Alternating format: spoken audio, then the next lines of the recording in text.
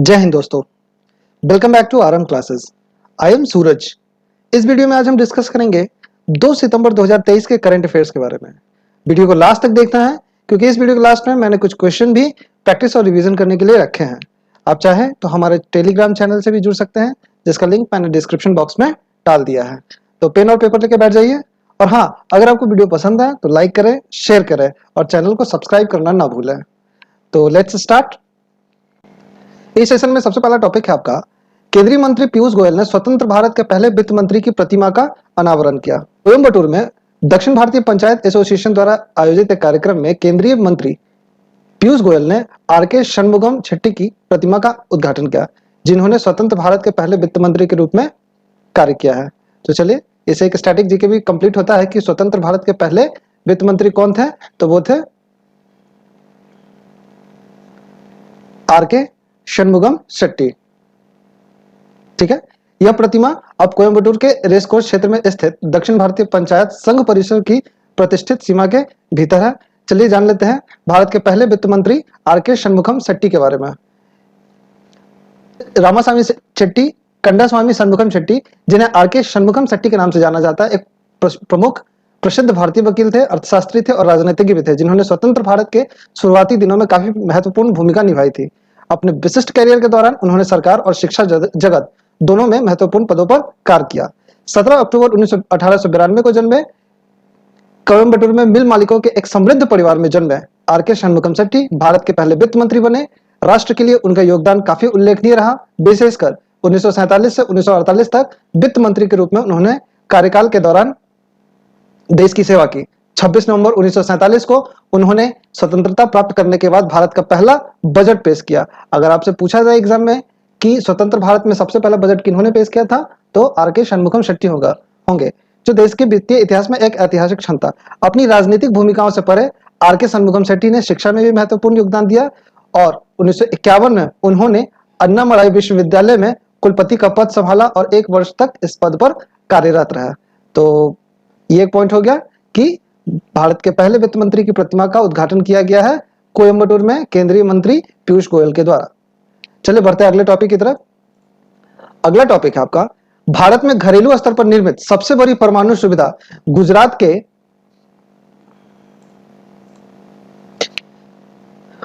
के काकरापार में स्थित 700 मेगावाट के परमाणु ऊर्जा संयंत्र ने अपनी क्षमता पर परिचालन शुरू कर दिया। तो यह भी एक इंपॉर्टेंट खबर है और ये एनर्जी के सेक्टर में भारत के लिए बहुत अच्छा न्यूज है कि भारत के ऊर्जा क्षेत्र के लिए बहुत ही महत्वपूर्ण विकास में प्रधानमंत्री नरेंद्र मोदी ने घोषणा की कि गुजरात के काकरापार में स्थित 700 मेगावाट के परमाणु ऊर्जा संयंत्र ने अपनी अधिकतम क्षमता पर ऑपरेशन शुरू कर दिया है। ठीक है, काकरापार परमाणु ऊर्जा परियोजना की बात करें तो इस परियोजना ने 30 जून 2023 को अपना वाणिज्यिक परिचालन शुरू किया था, लेकिन शुरुआत में यह अपनी क्षमता के केवल 90% पर ही संचालित हुआ था और 31 अगस्त 2023 को संयंत्र ने अंततः पूर्ण परिचालन क्षमता हासिल कर लिया। ठीक है, काकरापार परमाणु ऊर्जा संयंत्र पूरी तरह से अपने दम पर परमाणु ऊर्जा सुविधाओं को विकसित करने और संचालित करने में भारत की क्षमता का एक प्रमाण है। Nuclear power corporation of India limited ने इस प्रयास में सबसे अच्छा कार्य किया और इसमें सबसे आगे रहा। Nuclear power corporation of India Gujarat के काकरापार में 2 700 मेगावाट दबाव युक्त भारी जल रिएक्टर के निर्माण के लिए जिम्मेदार है। काकरापार से पहले से ही 220 मेगावाट बिजली संयंत्र है और नई 700 मेगावाट इकाई के ऑनलाइन आने से यह भारत की परमाणु ऊर्जा क्षमता को भी मजबूत करता है। ठीक है, तो ये काकरापार परमाणु ऊर्जा से संबंधित कुछ तथ्य थे। वर्तमान में nuclear power corporation of India limited के अध्यक्ष और एमडी कौन है? तो वो है बीसी पाठक।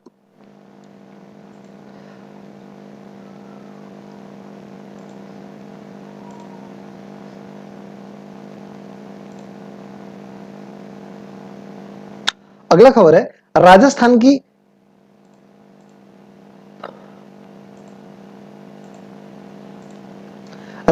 प्रियांश सेन ने मिस अर्थ इंडिया 2023 का खिताब जीता है। इस खिताब से भी प्रश्न अक्सर एग्जाम में पूछे जाते हैं, तो चलिए इस पे भी खबर डालते हैं कि राजस्थान की प्रियांश सेन ने मिस अर्थ इंडिया 2023 का खिताब जीता है। तो 26 अगस्त को नई दिल्ली में आयोजित मिस डिवान ब्यूटी 2023 राष्ट्रीय फाइनल के दौरान प्रियांश सेन ने मिस अर्थ इंडिया 2023 का खिताब जीता है। जयपुर की राजस्थान की 20 वर्षीय छात्रा, नर्तकी और ताई कमांडो खिलाड़ी ने पिछले साल की विजेता वंशिका परमार की जगह लिया। ठीक है, तो ये एक खबर है कि प्रियांश सैनी ने मिस अर्थ इंडिया 2023 का खिताब जीता। एक खबर ये भी है इसके समकक्ष कि प्रवीणा अंजना ने मिस इंटरनेशनल इंडिया 2023 का खिताब जीता है। प्रवीणा अंजना ने मिस इंटरनेशनल इंडिया 2023 का खिताब जीता है। ठीक है, अगला खबर है कि 51वें अंतर्राष्ट्रीय एमी पुरस्कार समारोह में अंतर्राष्ट्रीय निदेशालय पुरस्कार प्राप्त करने वाली पहली भारतीय फिल्म निर्माता कौन है? तो इस प्रश्न का आपका अभिष्ट उत्तर हो जाएगा एकता कपूर। एकता कपूर को 51वें अंतर्राष्ट्रीय एमी पुरस्कार समारोह में पुरस्कार दिया गया है, जो पहली भारतीय फिल्म निर्माता है। एकता कपूर को भारतीय शोबिज उद्योग में उनके योगदान के लिए नवंबर में 51वें अंतर्राष्ट्रीय एमी पुरस्कार समारोह में प्रतिष्ठित अंतर्राष्ट्रीय निदेशालय पुरस्कार से सम्मानित किया जाएगा। एकता ने अतीत में कुछ सबसे प्रसिद्ध टीवी शो का निर्माण किया था, जिनमें क्योंकि सास भी कभी बहू थी, कहानी घर घर की, कुसुम और कसौटी जिंदगी की जैसे कुछ नाम शामिल है। ठीक है, अगला टॉपिक है आपका 65वें रेमन मैग्सेसे अवार्ड 2023 के बारे में।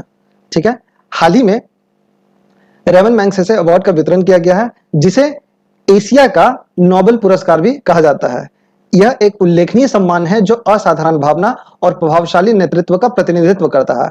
इस वर्ष समारोह के 65वें संस्करण में 4 एशियाई लोगों को रेमन मैग्सेसे अवार्ड दिया गया। पुरस्कार ने एक प्रमाण पत्र, दिवंगत राष्ट्रपति की छवि वाला एक पदक और $50,000 अमेरिकी डॉलर का नगद पुरस्कार दिया जाता है।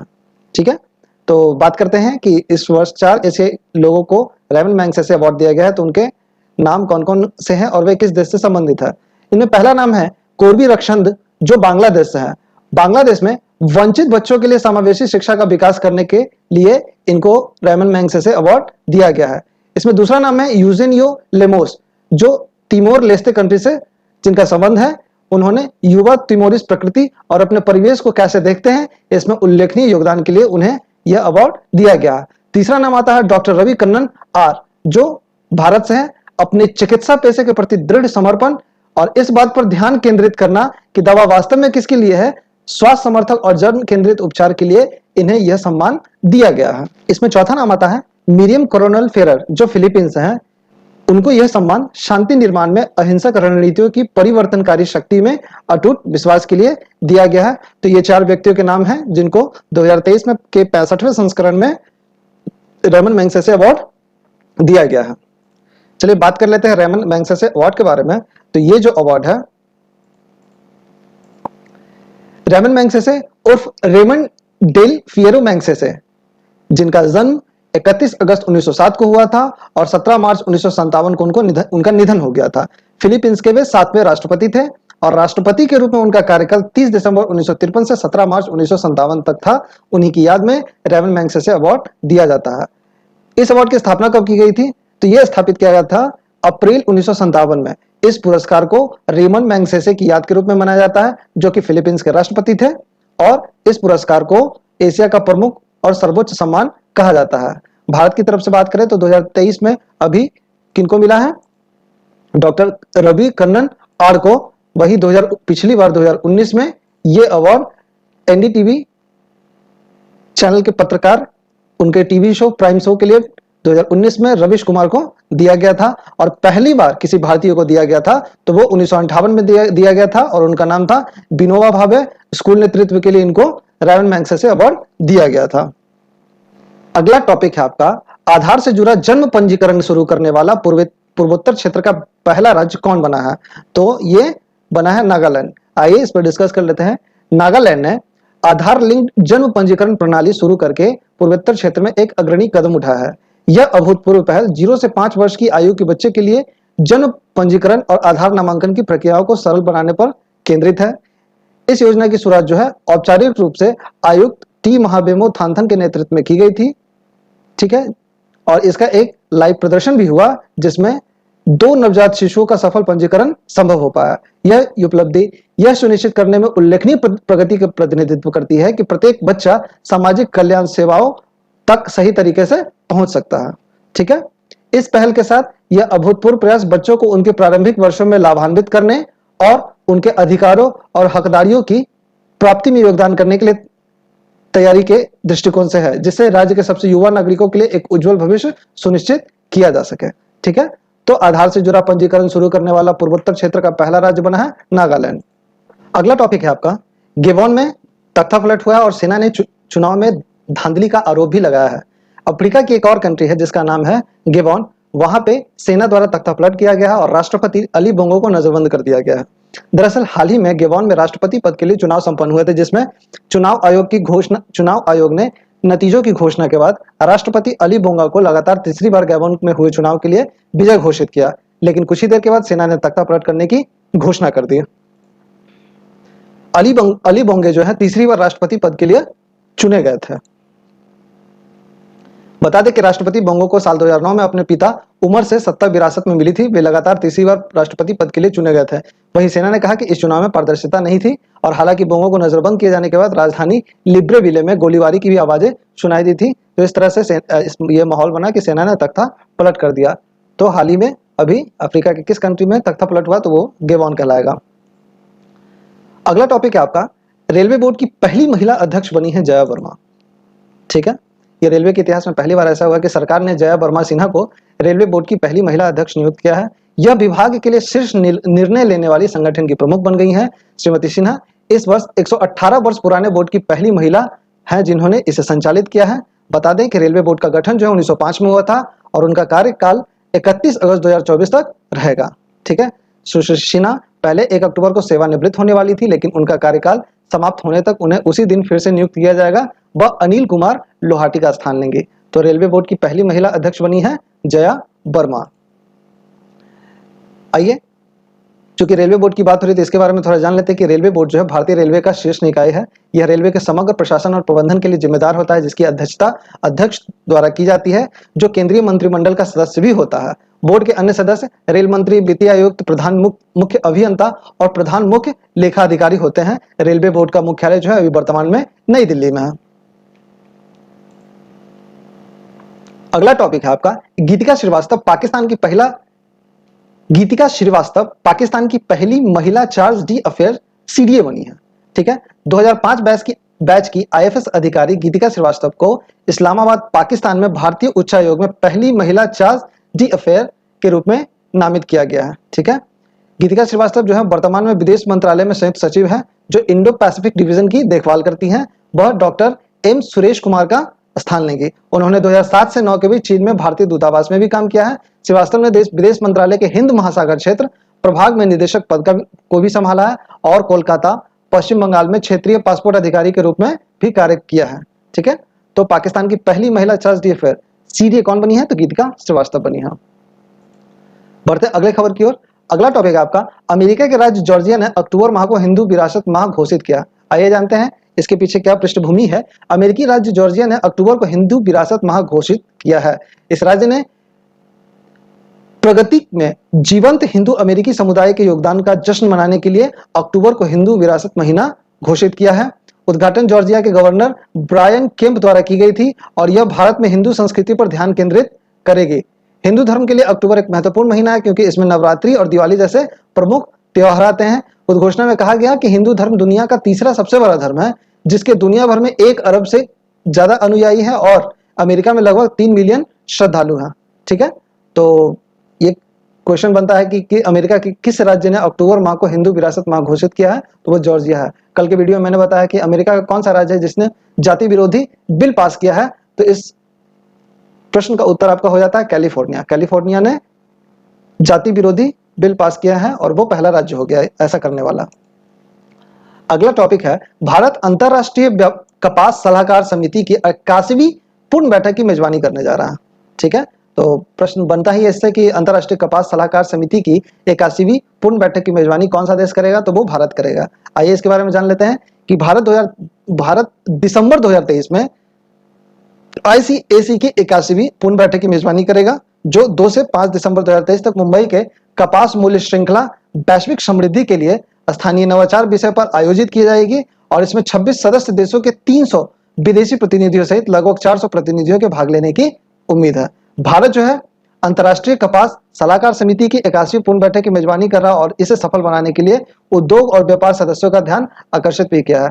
इसके अलावा कस्तूरी कपास से बने उत्पादों का प्रदर्शन और सर्वोत्तम टिकाऊ प्रथाओं का भी प्रदर्शन करने का प्रस्ताव है। इसमें मंत्री ने बताया कि देश में कपास के डीएनए परीक्षण को बढ़ावा देने के लिए कपास मार्करों के विकास की परियोजना वैज्ञानिक और औद्योगिक अनुसंधान परिषद, राष्ट्रीय वनस्पति अनुसंधान संस्थान के सहयोग से शुरू की जाएगी। ठीक है, तो भारत दिसंबर 2023 में अंतर्राष्ट्रीय कपास सलाहकार समिति की बैठक की मेजबानी करेगा। भारतीय पुरातत्व सर्वेक्षण जो है 4 सितंबर 2023 को समवेत ऑडिटोरियम IGNCA नई दिल्ली में एडॉप्ट अ हेरिटेज 2.0 कार्यक्रम को लॉन्च करेगा। ठीक है, चलिए इसके बारे में जान लेते हैं कि आर्कियोलॉजिकल सर्वे ऑफ इंडिया ने एडॉप्ट अ हेरिटेज 2.0 कार्यक्रम लॉन्च करेगा, जिसका लक्ष्य है भारत की सांस्कृतिक विरासत की रक्षा करना और उसे बढ़ाना। समृद्ध सांस्कृतिक विरासत को कायम रखने के लिए विरासत स्थलों पर समय समय पर सुविधाओं में बढ़ोतरी की जरूरत होती है। इसको मद्देनजर रखते हुए भारतीय पुरातत्व सर्वेक्षण ने एडॉप्ट अ हेरिटेज 2.0 कार्यक्रम लॉन्च करा है। इसके पास भारतीय पुरातत्व सर्वेक्षण के पास वर्तमान में 3696 स्मारक संरक्षण में हैं, जो पूरे देश में फैले हुए हैं। और ये जो स्मारक है न केवल भारत की समृद्ध सांस्कृतिक विरासत का प्रदर्शन करते हैं, बल्कि आर्थिक विकास को बढ़ावा देने में भी महत्वपूर्ण भूमिका निभाते हैं। ये जो कार्यक्रम है एडॉप्ट हेरिटेज, वो 2017 में शुरू की गई थी। पिछली योजना का नया संस्करण है ये, और AMASR अधिनियम 1958 के अनुसार विभिन्न स्मारकों के लिए मांगी गई सुविधाओं का स्पष्ट रूप से यह परिभाषित करता है। ठीक है, एडॉप्ट हेरिटेज 2.0 कार्यक्रम कॉर्पोरेट हितधारकों के साथ सहयोग को बढ़ावा देना चाहता है, जिसके माध्यम से वे आने वाली पीढ़ियों के लिए इन स्मारकों को संरक्षित करने में योगदान दे सकते हैं। ठीक है, तो ये कुछ आज के इंपॉर्टेंट टॉपिक्स थे। बढ़ते हैं प्रश्न की तरफ। पहला प्रश्न है आपका, निम्नलिखित में से रेलवे बोर्ड की पहली महिला अध्यक्ष कौन बनी है? तो अभी जस्ट हम बताए हैं कि रेलवे बोर्ड की पहली महिला अध्यक्ष बनी है जया वर्मा। ठीक है, अगला प्रश्न है आपका, आधार से जुड़ा जन्म पंजीकरण शुरू करने वाला पूर्वोत्तर भारत का पहला राज्य कौन बना है? तो यह बना है आपका नागालैंड। नागालैंड जो है आधार से जुड़ा जन्म पंजीकरण शुरू करने वाला पूर्वोत्तर क्षेत्र का पहला राज्य बना है। अगला प्रश्न है आपका, मिस अर्थ इंडिया 2023 का खिताब किसने जीता है? तो इस प्रश्न का आपका अभिष्ट उत्तर है प्रियांश सैन ने मिस अर्थ इंडिया 2023 का खिताब जीता है। अगला प्रश्न आपका, कौन सा देश अंतरराष्ट्रीय कपास सलाहकार समिति की 81वीं पूर्ण बैठक की मेजबानी करेगा? तो इस प्रश्न का आपका अभिष्ट उत्तर है हमारा प्यारा भारत। भारत जो है दिसंबर 2023 में अंतरराष्ट्रीय कपास सलाहकार समिति की 81वीं पूर्ण बैठक की मेजबानी करेगा। तो ये आज के 2 सितंबर 2023 के कुछ इंपॉर्टेंट करंट अफेयर्स थे और कुछ क्वेश्चन थे जिनसे एग्जाम में प्रश्न बन सकते हैं। आप इन्हें पढ़े, रिवाइज करें। तो ये आज के कुछ महत्वपूर्ण करंट अफेयर्स थे जिनसे एग्जाम में प्रश्न बन सकते हैं। आपको ये वीडियो कैसा लगा हमें कमेंट बॉक्स में टाइप करके जरूर बताएं। धन्यवाद, मिलते हैं अगले वीडियो में।